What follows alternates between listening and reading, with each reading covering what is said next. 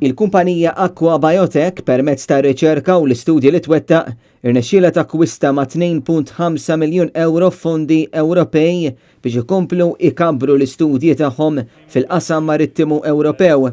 Infatti din il-kumpanija fl-aħħar snin kibret u qed timpjega 85 ħaddiem fil-maġġoranza tagħhom xjentisti fejn qed iwettqu studji fuq qatt ta' speċi ta' ħut biex imbagħad l-istess studju jinbih lil numru ta' kumpaniji barra minn Malta li fost l-oħrajn ikollhom qatt ta' fish farms. L-istudju isir f'kontenituri imdaqsa fejn anki jsir evalwazzjoni tal-mod kif il-ħut jikkun smaw l-ikel.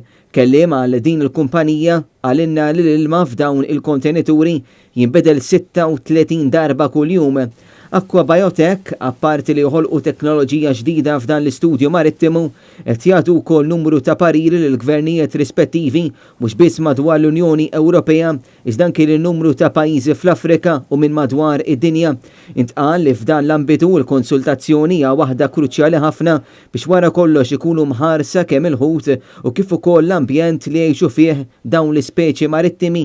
Fost l-istudji li jwettqu isir ukoll tilqim anki tal-ħut fil-waqt li ssir anki analiżi dwar kemm ikun tossiku l-ambjent marittimu.